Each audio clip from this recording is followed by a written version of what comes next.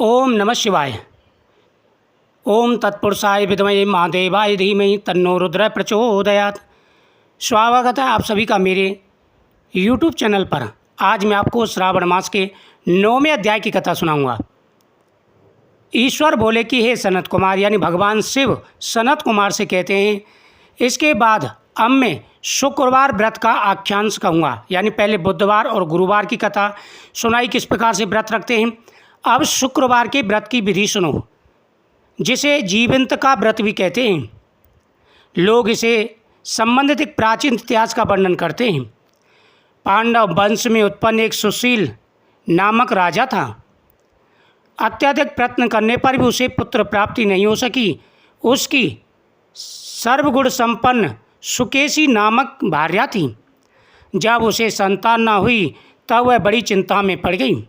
तब स्त्री स्वभाव के कारण अति साहस युक्त मन वाली उसने मासिक धर्म के समय प्रत्येक महीने में वस्त्र के टुकड़ों को अपने उदर पर बांधकर उदर को बढ़ा लिया और अपनी प्रसूति का अनुसरण करने वाली किसी अन्य गर्भिणी स्त्री को ढूंढने लगी।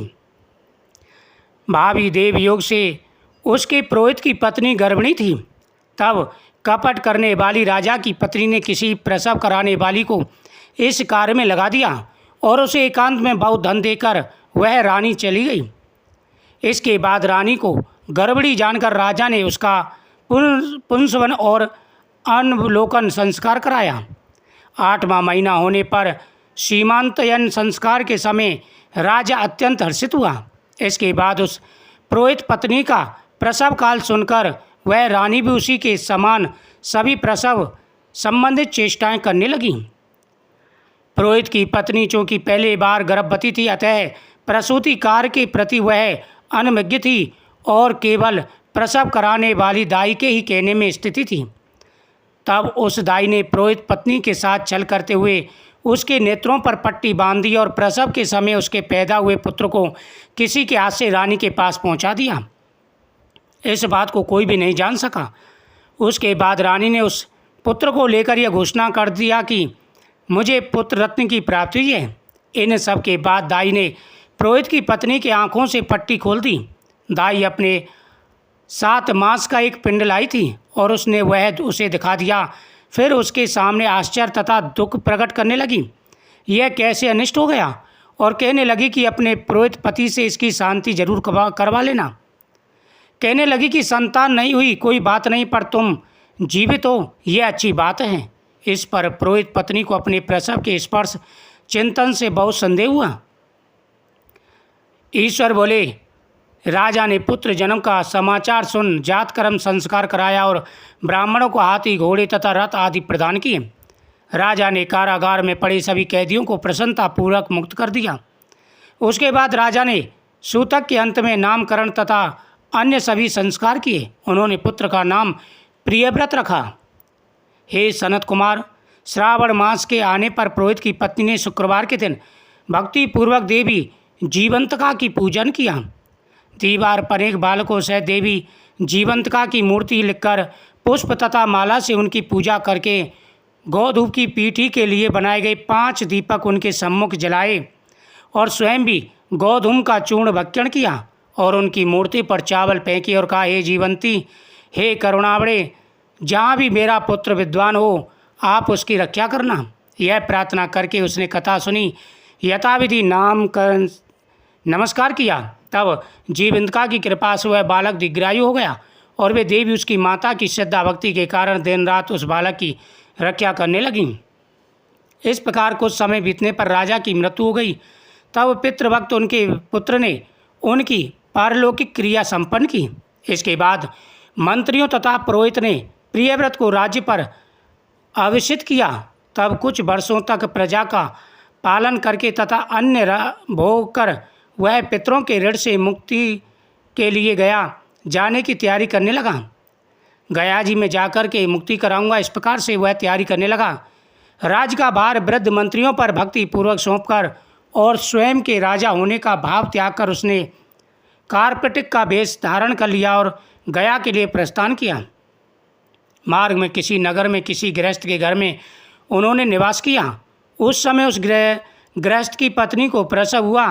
इसके पहले षष्ठी देवी ने उसके 5 पुत्रों को उत्पन्न होने के 5वें दिन मार दिया था। यह राजा भी उस समय 5वें दिन ही वहाँ गया था। रात में राजा के सो जाने पर उस बच्चे को ले जाने के लिए षष्ठी देवी आईं।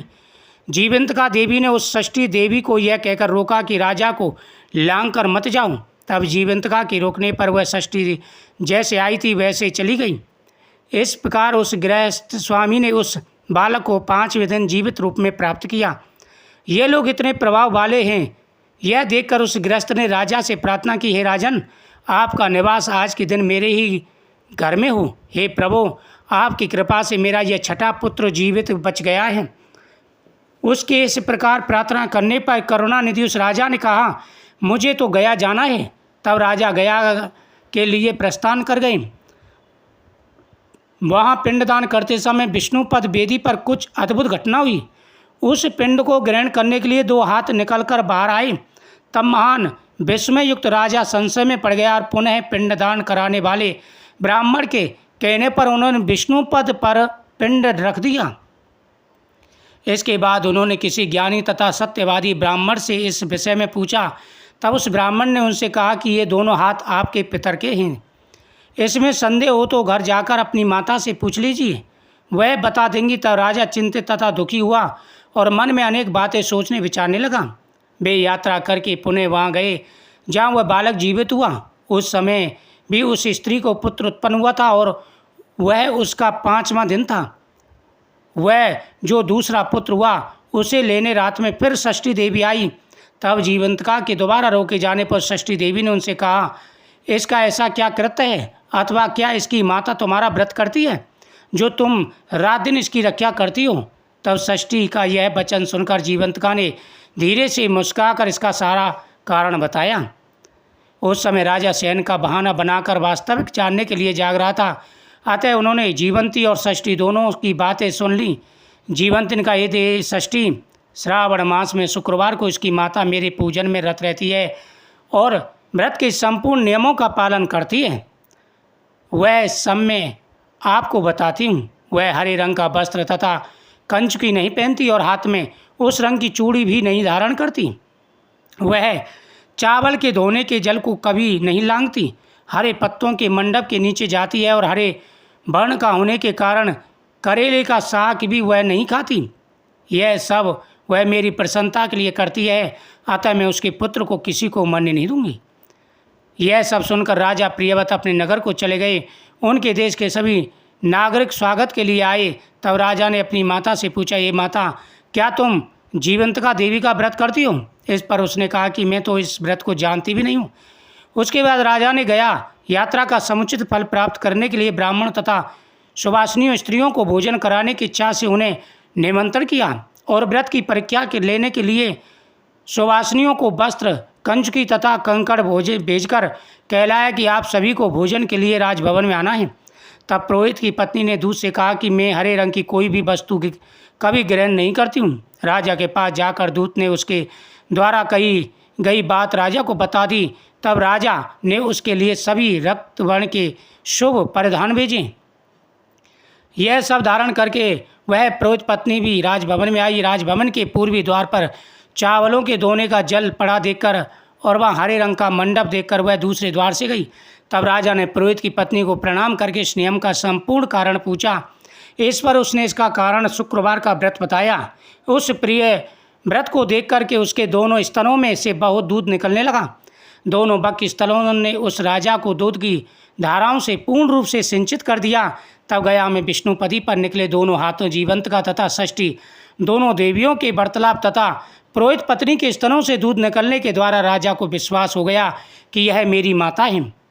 उसके बाद पालन पोषण करने वाली माता के पास जाकर विनम्रतापूर्वक उन्होंने कहा, हे मात, डरो मत, मेरे जन्म का वृत्तांत सत्य सत्य बता दूँ। यह सुनकर दोनों केशों वाली रानी ने सब वृत्तांत बता दिया।